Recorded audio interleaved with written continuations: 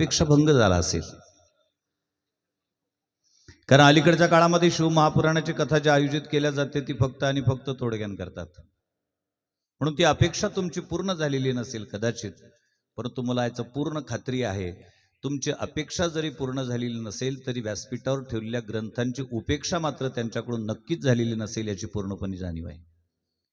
अलीकडच्या काळामध्ये शिवपुराणाच्या नावाखाली चालत असणारा जो एक गोरखधंदा आहे, केवळ तोडग्यांकरता शिवमहापुराणाच्या कथेचं चिंतन केलं जातं. वास्तवामध्ये भगवान वेदव्यास लिखित या ग्रंथामध्ये अशा पद्धतीच्या नेनती काही ताना तोना रामस्मरणा वाचूनही ही संत वचन तंतोतंत त्या ग्रंथाकरता लागू पडलेली निदर्शनास येतात. यांनी काढलीत कुठून कोणास ठाऊक, मला त्याच्यावर टीका टिप्पणी करायची नाही. परंतु आलोच आहे, काहीतरी बोललं पाहिजे त्या दृष्टिकोनातून.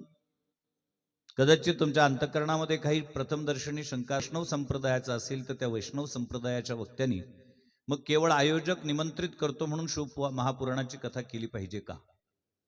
आणि तो शिव महापुराणाची कथा जर करत असेल तर हा त्याच्या भक्तीचा व्यभिचार आहे की ही अविभिचारीच भक्ती आहेत, याचं चिंतन होणं अत्यंत गरजेचं आहे.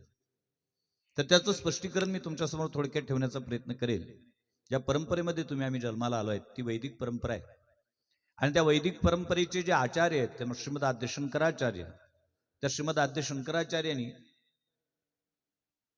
यावत भूतलावर जन्माला आलेल्या अखिल मानव मात्राच्या उद्धाराकरता काही साधनं, काही पद्धती आपल्या समोर